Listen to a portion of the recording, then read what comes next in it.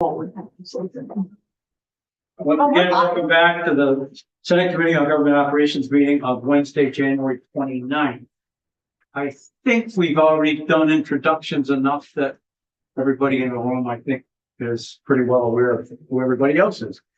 And we're going to spend at least the next, I say at least, probably the next hour, talking about the executive order number 01-25. If anyone has time constraints that they would like to kind of go first and then not be held up, if you could let me know and we'll put you right up first. If not, we'll just go in order of maybe the agenda. Tucker Anderson is here. I'm sorry. Thank you. Tucker Anderson is here with us again. And we're also joined by some members of the administration and other interested entities.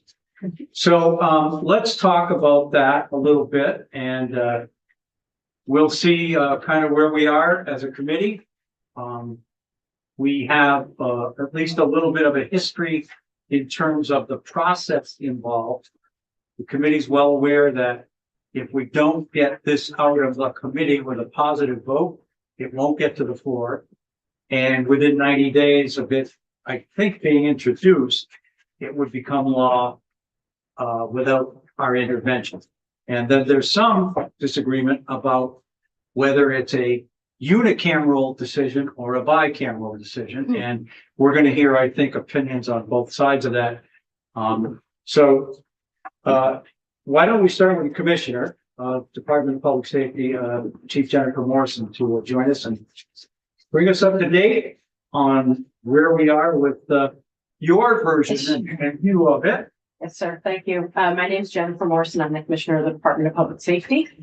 My remarks are going to be really brief because from my perspective, this is really simple and long overdue.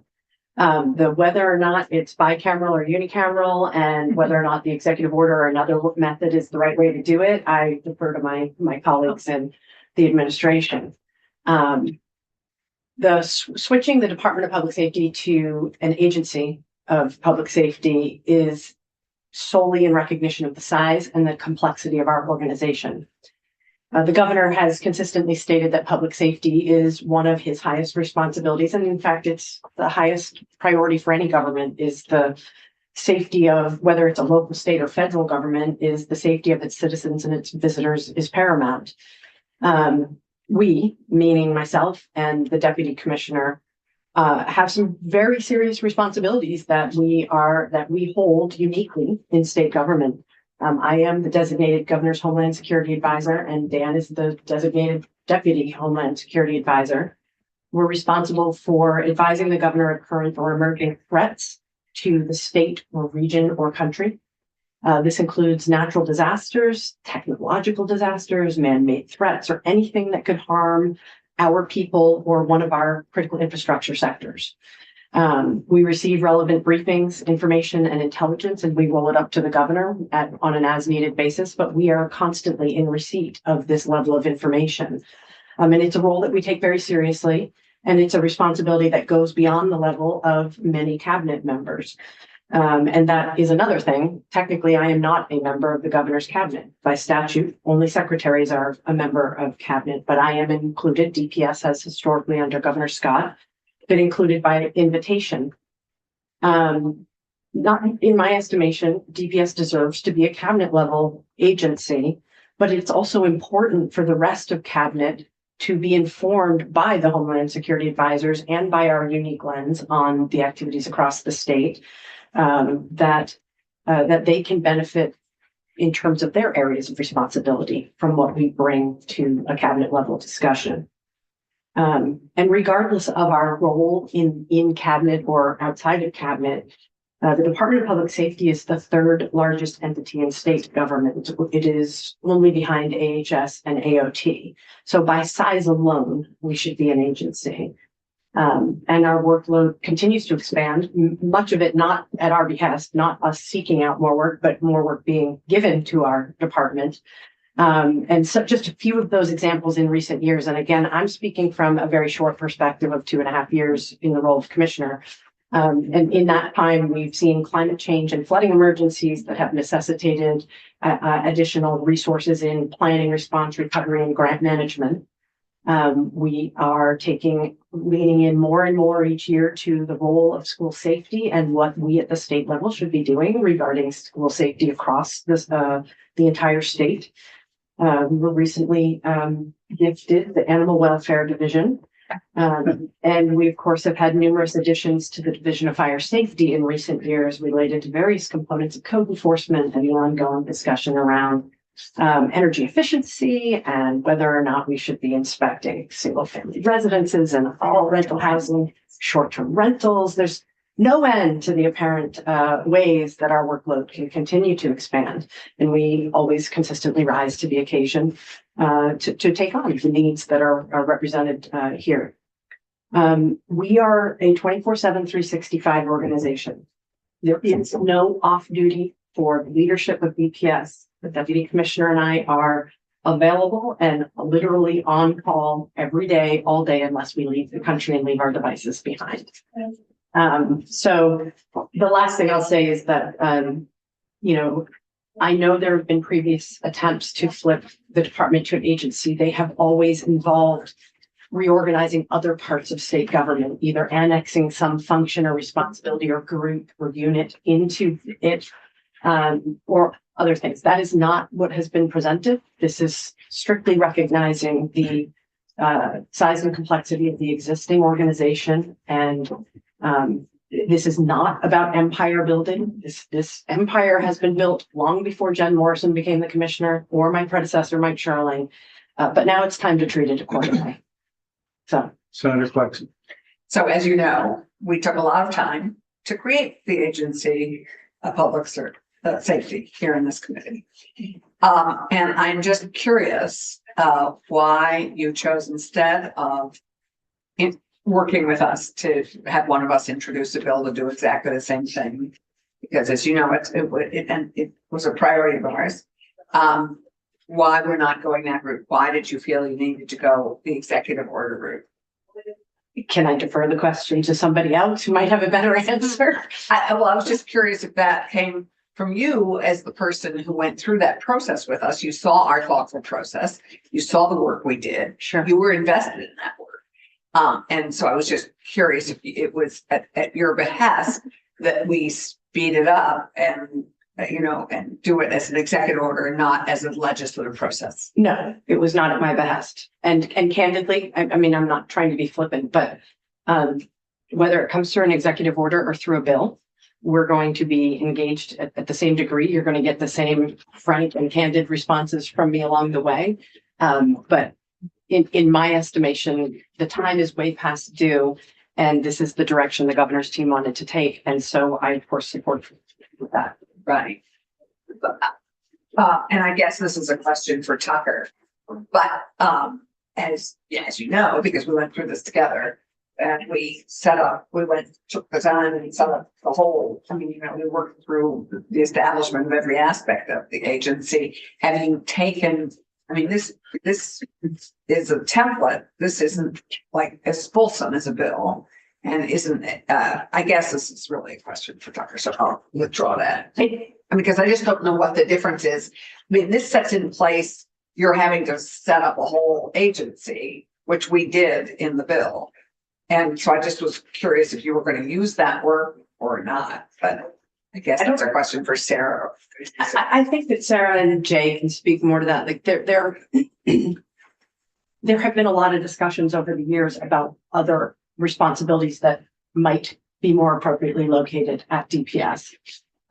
Those have been met with resistance of various different kinds for various different reasons. And I think to some degree, it created a lot of noise because of fear that people's job conditions would change or something. This, in my estimation, is stripped down to reduce opposition out of that place of fear and of things changing. And it literally is flipping. The only two things that change are that mine and the deputy commissioner's titles, should the governor choose to keep us on, would change from commissioner to secretary. Everything else structurally stays the same.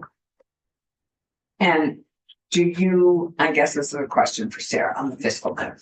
Yeah. Yeah, Senator Diaz. no, I think Senator Clarkson was about to ask my exact same question and is, Yes, I Right, asked so- for a fiscal note. it should come from the fiscal note that we don't have. I think she has. And I'll be that. prepared to speak to that when you're ready. Yeah. Does the committee have any other questions for Mr. Morrison? Senator White? Thank you. Would there be any delay in, I mean, this is moving forward. You're making it happen. It's occurred or it is occurring. No, not, it's not a foregone conclusion that it will happen on April 16th. Okay. So us creating a bill, would that have implications on a transition period for you? Vote on it. It would. I don't know how to ask that question. I just didn't want. Come I to mean, the there's end an- of the session, right? Yeah, there's an effective date whenever you, I mean, it would depend on when you pass the bill. I mean, Just a obviously, all month, the it'd be like a month. Right. Okay, so if No, we it would- said, operationally, it would not hurt us to wait till the end of the session as opposed to the 90-day period. okay, thank you. That's exactly, because Right. I think you've been very diplomatic in not responding to what was the process question, and I really respect that. And I am totally in favor of the content of the executive order. And I've put in a bill request to have it be put forward as bill form because of that. But I would hold back on that if you said, hey, actually, like, we needed to do this executive order because the timing of it was just, if we had some Yeah. transition, I don't know what the reason would be. But what I'm hearing from you is that would not be the case. That's So I correct. feel. I appreciate you asking, but Yeah. there is no time delimited. The switch must flip on this day, so. Okay, thank you. I really appreciate that. Any other questions for Commissioner?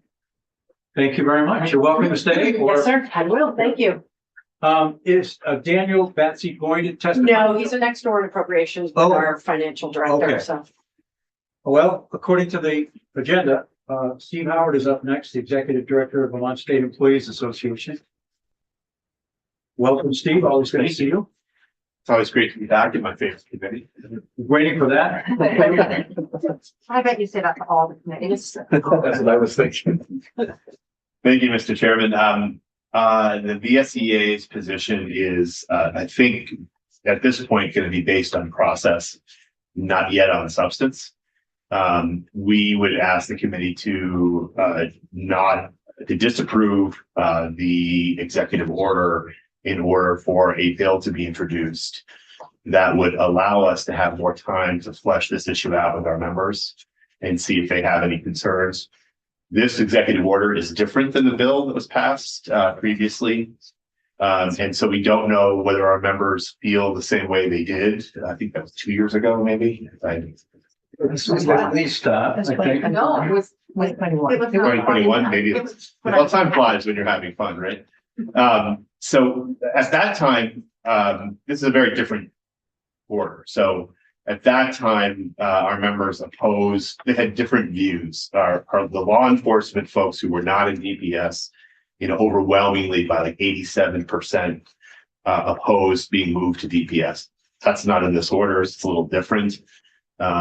Interestingly enough, our corrections officers desperately want to be at DPS by like 110%. So there was some dichotomy in the discussion there, but there was some interesting, that will come up in another forum and with Act 119, but so we would ask you to not approve the executive order, to have a bill introduced and allow us to give us a little bit more time to fully flesh out what our members' thoughts are about it. It may be the same as it was when the bill was alive. It may be very different. So I would ask, that would be our position at the moment. Okay. And again, procedurally, I just want to, I keep saying this, in order for your request to be initiated, this committee would have to vote favorably for it to get it to the floor, as I understand the process. Maybe I'm I not. think you have to vote a resolution of disapproval Okay. then it's one chamber disapproves of it. That's it. There's some debate about that, I know. There See, Tucker, But in We take order the to- position as one Okay, body, but but in order to get it to where there's a disapproval, doesn't it have to come from 30 senators, not 5? I think it's not all 30 senators. Well, it's got to get to the floor. Got to get to the floor and they would have to vote on it. So the chamber would have to vote to disapprove it. Yep. It comes out of this committee first. Yes, That was what I was, Yeah, maybe you have I'm to- not you have saying to it move the clearly resolution enough. No, you said it earlier perfectly. All right. You said that it has to get out of our committee first. And that's not based on a substantive argument. It's just based on the 90-day window. It's hard for us to fully engage our members in a thoughtful way in that time frame. We didn't know about the executive order, so we couldn't do it ahead of time, but we could do it now if you gave us some time. And on the bill, we might have some concerns. We may not have any concerns, Okay, but we'd like the time. Senator Bielski. My question is maybe for you, maybe it's for Tucker, it's on process because I'm now confused. We do not have to vote favorably on the executive order. We need to introduce a resolution disapproving the executive order if we don't want to do it by executive order and vote favorably on it. So that is one of the weird instances in this building where no means yes, or yes means no. So we would have to vote yes That's right. on the resolution saying no to the executive order. Which, Now you can. That's correct. Everyone's This confused. is bringing back like traumatic experiences over the Department. of or Labor. could we just move the bill to do this? Well, so we still would have to respond to this or. Right. You have to, Oh, the executive order would take effect in 90 days, but so this is what we did when we got the executive order about liquor and lottery. Yeah. And Tucker, were you with us when we did that, or was it just Damien? I was, but I was Damien's law clerk. That's right. I remember when you were Damien's law clerk, and we did vote to the resolution to not support the executive order, and then we proceeded to do exactly that, but through legislation, combining liquor and lottery. Maybe one hour. So, but we also had that same year, the executive order about the Department of Labor and ACCB, I think, yeah. ADS. Yeah. PBS. And in that case, I think the House disapproved of the labor, the merger of labor We and did commerce. two, I thought. There was, that's history, and I'm sure. Maybe Yeah. what our coming up witnesses will clarify, because I have to share Senator Bielski's confusion now. I don't know what the heck to do, to be frank. But I'm glad I could shed some light. No, Let the committee totally confused. You didn't confuse me any more than I was, and I Sometimes- understand the position you're. Sometimes that's a strategy. And the position you have is not this process. Let's make it a bill.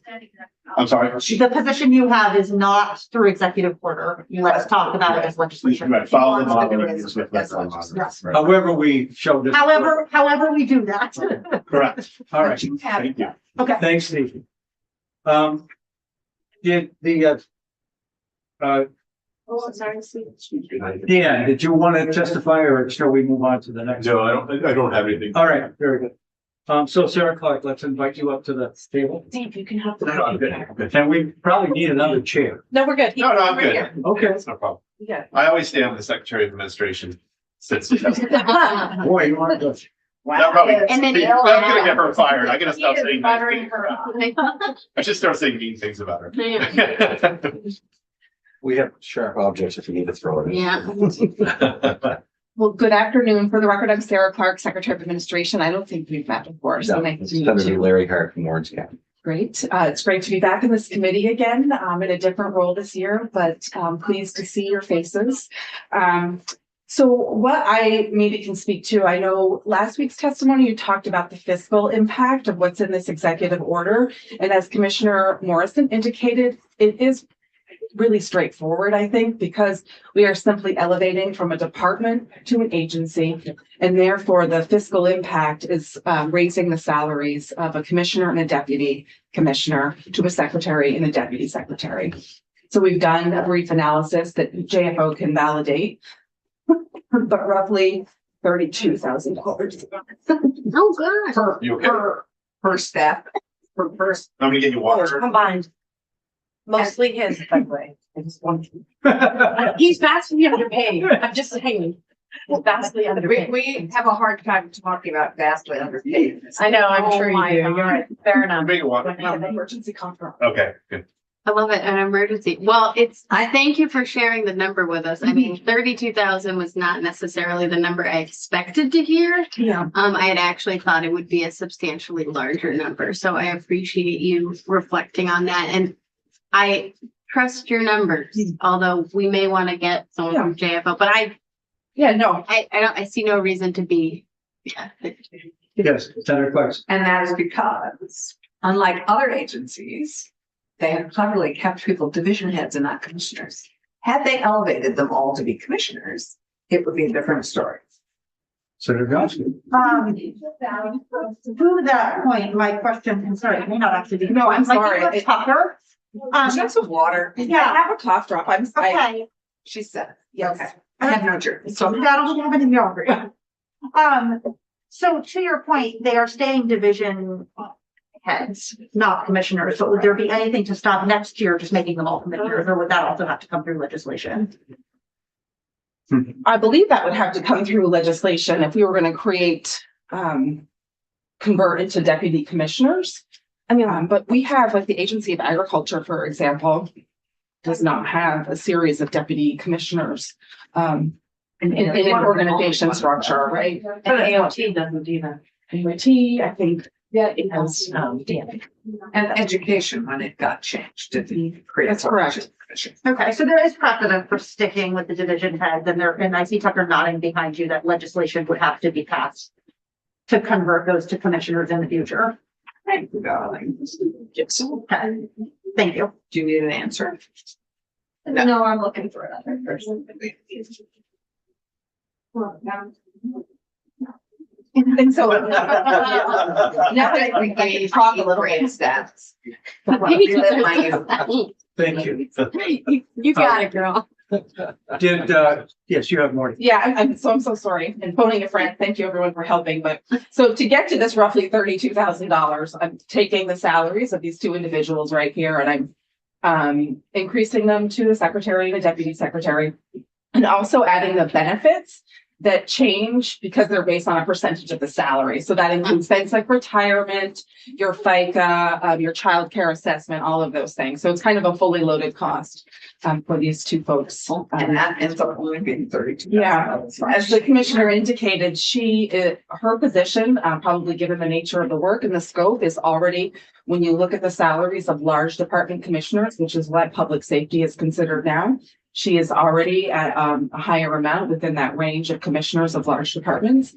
I think speaking to the nature of the work that she does and that her department does. So, Senator Clarkson. So I will ask my question of you, Mistress Clark, which is, given that we went through and had actually developed a pretty good agency of public safety through legislative, through our legislative process, what prompted you to decide to do an executive order instead of asking one of us to reintroduce that bill, and which had investment from all of us, a lot of time and energy. It passed out of this committee, out of the Senate, I believe, and got somehow stuck in the House. And I have to be reminded why it got stuck in the House. But why did you decide to go this route and not a route where we all buy into this? sure, and maybe I will share my thoughts on that, and then my colleague Jay Johnson can really bring full circle on this conversation. But the use of an executive order is a tool that the governor has at his disposal every 2 years to make a swift kind of structural change to state government for more efficient and effective operations. So I think in this case, because this is public safety is a clear priority of the governor, it's something that we have attempted in the past and we're not able to complete it. And I think maybe some of that speaks to the more comprehensive nature of that proposal. This is really elevating the department to an agency. And so I think in the interest of ensuring that this happens as quickly as possible, we decided to issue the executive order. Even though there's only probably, in reality, a month and a half difference if we decided to do it legislatively. Yeah, I think that that's correct. But we really would want to make sure that if we went a different procedural route, that it's something that would pass both bodies and would be put into law. I think would be a priority of ours. That makes sense. Yes, that makes sense. And there are no guarantees, as you know. Correct.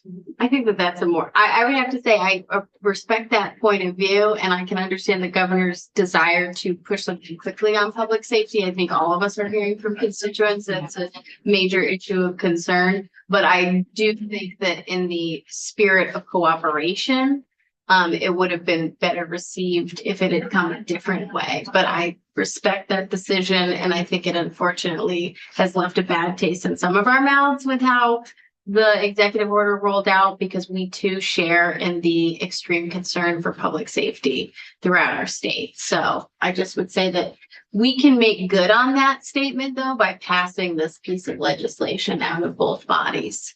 So I hope that we have the opportunity to do that, to affirm the same commitment that I think we heard the governor put forward with this executive order. So, but I do respect your decision. So, Madam Secretary, I do have a question, and we sort of have touched on a couple of pieces of it. And you may or may not know the answer, and General Counsel can answer if she can add something. How similar is the executive order to what was proposed? And I think it was 3 years ago when Senator White was sitting in this chair. I remember the I think it was the last thing she did, because remember, she was opposed to it a while and then she Yeah. changed. Yeah. So if you could talk just The risk. a 40,000 foot level, how similar this is to what was proposed and in fact did pass the Senate. If I may ask of the committee to have my colleague. Sure, she can join you at the As I table. was at the Agency of Human Services. Oh, Wow, look how it changes. Yeah. yeah, full come right up. I mean, Tucker's got long legs, but yes, please. Sorry. Sorry. No, come. Oh, gosh. Okay, sorry. Tucker. We need a bigger room. Yeah. For the record, these minutes are short. So for the record, Jay Pershing Johnson, Governor Scott's legal counsel. It's significantly different. The only thing it actually has in common with the last one is that it would become an agency and you would have a secretary and a deputy secretary. That is what this one proposes. The other one was much more expansive in scope in terms of trying to consolidate law enforcement resources across the state. That's an effort that's been, I mean, you know, we reflected on studies that had gone back to the 1960s that had come to that conclusion, but there was a tremendous amount of opposition. There was an effort, I think, to put criminal justice training, known at that time, council under the Department of Public Safety, because the academy resources could benefit from that. We were looking to put 911 because the Department of Public Safety has a significant radio operations division. So we were thinking that operationally and in terms of administrative support and legal support, which is not available to some of those other entities, that it made a lot of sense for efficient and effective government. That was negotiated, Senator, and I really would just like to note that was not something that I had considered when we drafted the executive order. So the question of why, it really is because we have a tool that we can use in the first 15 days of every biennium. This seemed like a simple change. It was something that we could share with the legislature in that format. But I do recognize that you put a significant amount of time into that, and I certainly don't mean any disrespect by presenting this as an EO. It's just that it is significantly different and significantly, I would not even say significantly pared down. It is just, it codifies what it exists now and basically elevates the department to an agency with a secretary and a deputy secretary. Senator Flex. So I'm just curious, would you be open as we progress through life together to considering including some of the things we had included last time, which seemed to make sense if you're, I think the thing that's challenging for me is that when you take the opportunity to rethink a department or an agency. It gives you the opportunity to think about what's best under its jurisdiction. And so I guess I'm just curious if you'd be open to, and if we approve this, if you'd be open to actually considering additional changes to the agency or inclusions in the agency. I mean, I'm not in a position to speak to that because at this point that had seemed like water under the bridge. It did not get it through the House. So we felt that this was an incremental step at the very least that we could I take. appreciate that. And I think if the legislature was going to undertake something larger, that obviously would depend on what it looks like. And what other kinds of oppositional forces exist at the time. Well, I mean, you're gonna own it if it's the executive order. You guys get to own it, and then you might come up with a reason for us to, to look. Certainly, More that's true. Yeah. Yeah, that's true. I think our priority is this more simple creation of the Agency of Public Safety. And since we could accomplish it potentially through EO, that's what Right. we put forward. Yeah. To And we just simplify had the that conversation. We're trying to take advantage of a window of opportunity. I do appreciate the commentary on disrespect, though. I think that was really something that I needed to hear because that is basically how I took it, was as kind of a legislature, we know that you're supposed to do that sometimes, but really we're going to take the wheel on it. And that didn't feel particularly good. So I really And I appreciate you. apologize. No, you don't need to Never apologize. crossed my mind, honestly. So I do, and I'm seeing that there's this concern, and I do want to acknowledge that and just say that there was no conversation about, it was really just the idea that this is a way that we could move forward more expeditiously in a very simple way. But yes, we did not intend to be doing something that was not in the spirit of cooperation, or that this would be a tool that just we could shove into it's just a tool that's available. And we thought this was an easy way to do it because it was such a simplified request. And I'm sympathetic to your concerns, Senator White, but again, from my perspective, and Senator Clarkson and I were on that committee, that bill went away as soon as the biennium ended, and I didn't even think about it again. So Until this, this. this didn't come as a complete shock. It was just, oh yeah, I remember working on that bill, and it didn't make the finish line. It did on our side, but it didn't in the House for whatever reason. Maybe timing, maybe the goal line was too far Maybe. away. I don't know. Can I answer Senator Clarkson's question? Sure. You asked if we should be open to, If you would be. would be open to. The short answer is we're open to anything. We always want to do things that are right for the people of Vermont that will enhance public safety to the greatest degree possible. If in this moment of the next 90 days or so, the answer is, let's try to do a lot of what we were trying to do before. My answer is, let's not. Let's flip it to an agency, because irrespective of taking on new responsibilities, the department is of the size and complexity and deserves to be an agency. Hard stop. Yeah. If we bring, you create fear in the incumbent's space, and we will bring in noise into what I see as a very simple problem. That doesn't mean there's not room for future discussion. Yeah, that's all I'm asking. 100%. But I Because think I if it means not getting to the goal, then we shouldn't do it. You lost audio there for a minute. So if it means not getting the department flipped to an agency, then my preference would be, let's stick with the simple streamline. And if there are further efficiencies to be gained down the road that we can do collaboratively and with the full visibility and input of everyone impacted, including Vermonters, then obviously we're open to that. But for now, we're sort of sticking to the basics. No, I hear you. I just would hope because there were so many good reasons for us to include what we included in that bill. And I think there was agreement generally, and I don't think you were in disagreement with that at that moment. So I would just hope in the future that you would be open to doing that work of incorporating other work that seemed appropriate to fall under that umbrella.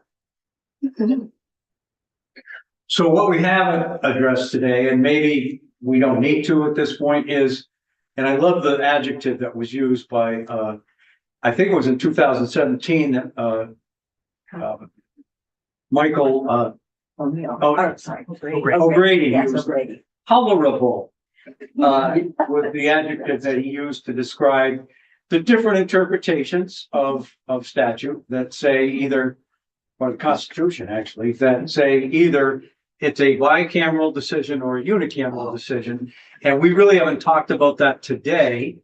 And in many ways, I don't think it's necessarily going to be an important consideration for this committee, because if it is unicameral, I don't think the decision would be any different sort of, and it would be sent over or not as, and I don't know that we're ever going to get consensus on whether it should be both or one. So I just offer that as a kind of an observation, but I found that was a very appropriate adjective to use, that there were tolerable interpretations. What prompted you to remember that?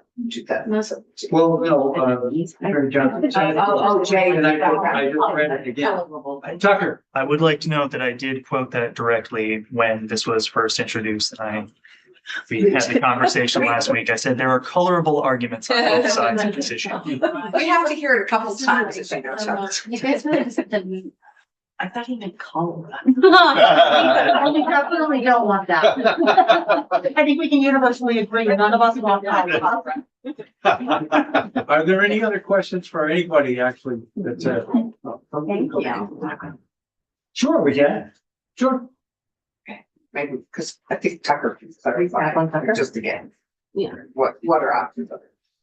I don't know, To go maybe- to. But the witnesses don't really have to be at the table to have the input, but we'll Tucker back in the hot seat and hopefully give us some guidance. I don't think we're ready to do anything today. I think we need to have further discussion about this, but and it's interesting, I didn't realize what that actual date was. So it's April 15th. 15th or 16th. Right, yeah. That was day after tax day. Oh, that's a good way to remember. Anything you can add to sort of help steer us? So first, for the record, because I think this is a new recording, Tucker Anderson, Office of Legislative Counsel. I don't have any spontaneous thoughts there with the committee. If you have particular questions, I'm happy to respond to them. The last time that we got together, you gave me 3 directives. The first was to contact JFO to ask if there had been a fiscal note either on this particular proposal or on 2022 S-155, which was the Senate's proposal to reorganize the department into an agency of public safety. There were no fiscal notes associated with either that 2022 bill or the current executive order, but JFO did let me know that they will provide a fiscal analysis to you. And it sounds like we're this area. There will be some assistance. So that's great. The other directives that you gave me were to investigate some of the previous elevations of departments into agencies and give you some sort of narrative feedback on whether or not legislation would be required to accomplish the objectives in this EO, just based on what the General Assembly has done previously. So the answer is it depends on the scope of the elevation, what is happening, what is being folded into the new agency as it's being created, whether or not new positions have to be added. So we discussed that, the reorganization of the Lottery Commission and the Board of Liquor Control was more complex because the statutes were very specific. You had governing bodies that were separate from each other being combined into a single governing body. There was, in fact, a lot of work that also had to be done within Title VII to kind of clean the house to accomplish the goals of that particular reorganization. It took Damien all summer to do that. As I testified last time that I was in here, when I did my cursory review of the statutes related to the Department of Public Safety and the contents of the executive order, I didn't notice anything that would immediately perk up my Doberman ears as your attorney to say, this is something that you must address in order for this to become law. So the things that I flagged for you, for example, if there was a particular division, department, public body that had been assigned rulemaking authority, it would suddenly be shifted by this executive order.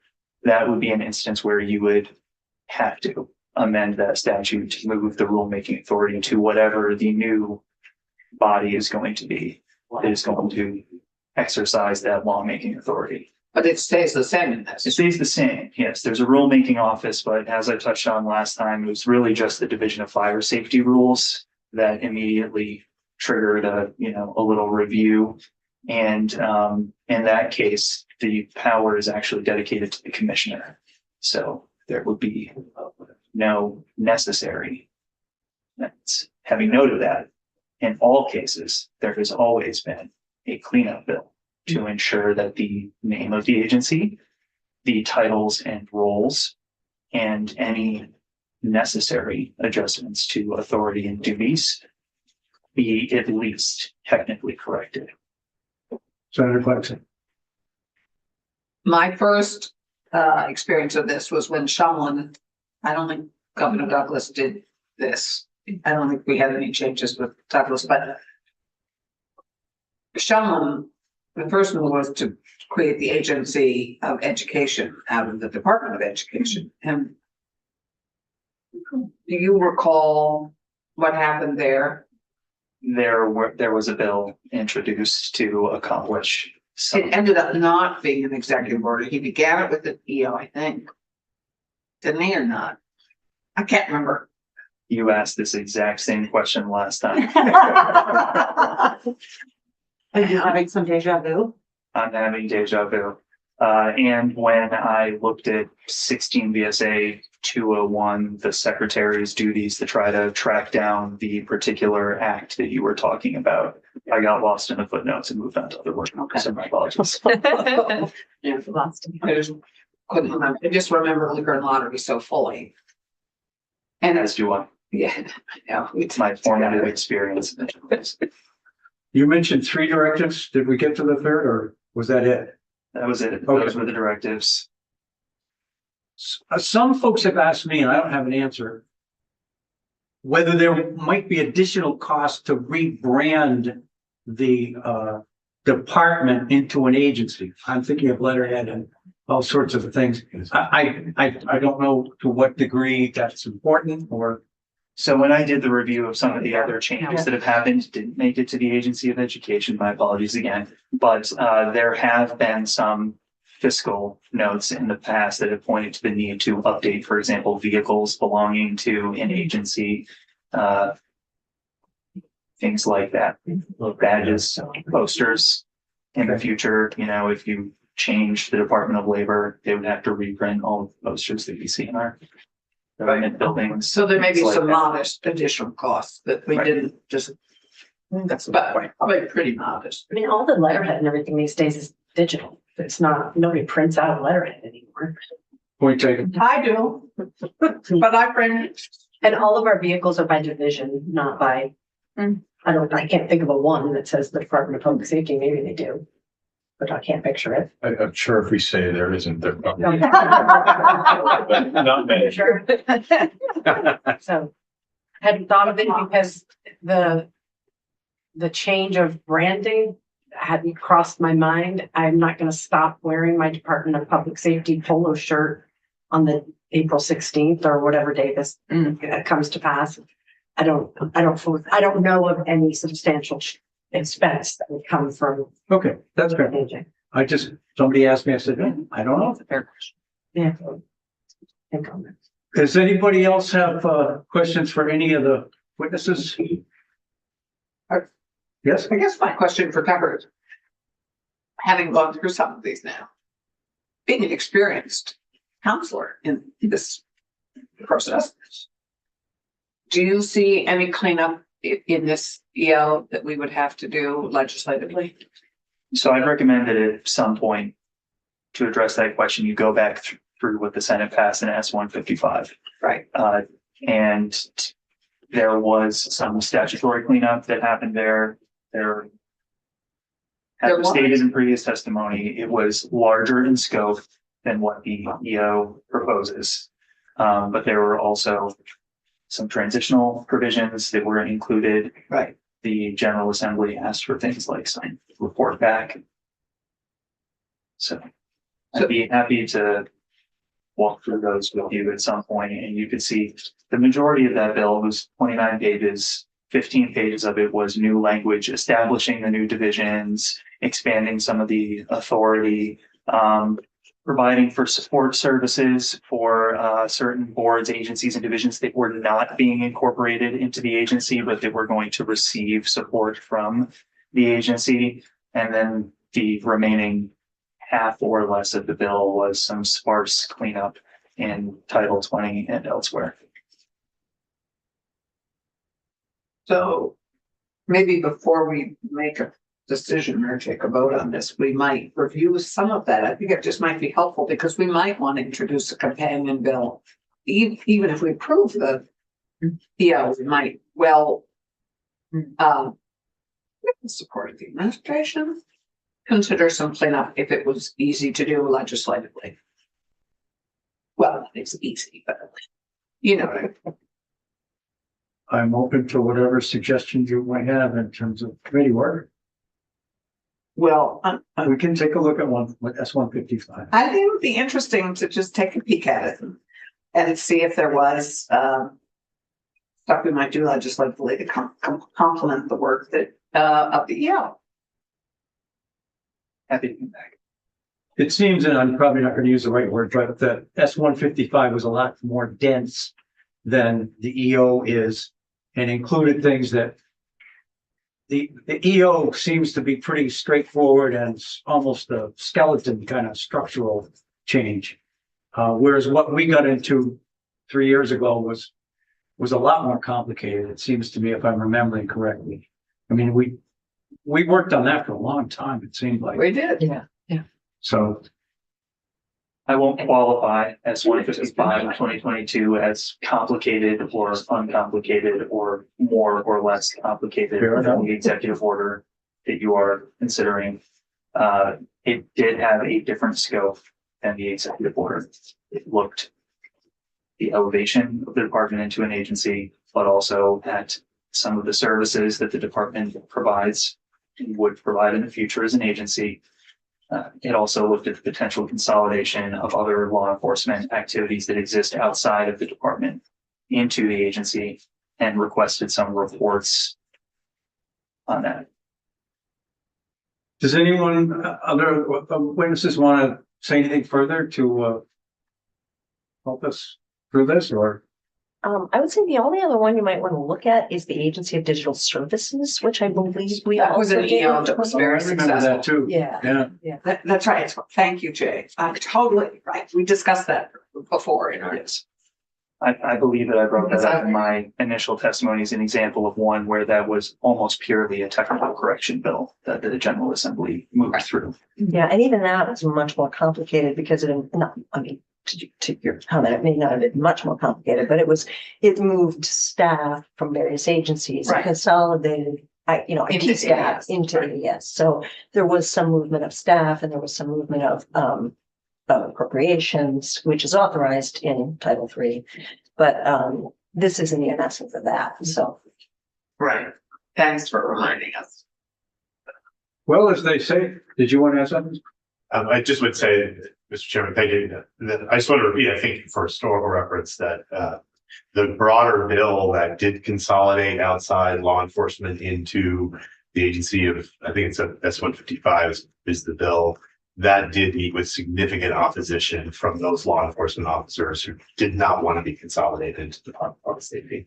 They believe they're specialized, they should stay in the agencies they're in. This is a much simpler approach, and I don't know what our members think about that, but I think our members would be opposed to something similar to your previous action. Okay. Thank you. You're welcome. Appreciate that. Yes, I remember now this is all coming back. Yes. The DMV people. Right. The Forest Parks and Rec, the Sure. fish, the wardens. It's all coming back now. Well, as they say, more to come, I guess. We'll definitely take this up again at some point. Thank you all for your time today. Very Thank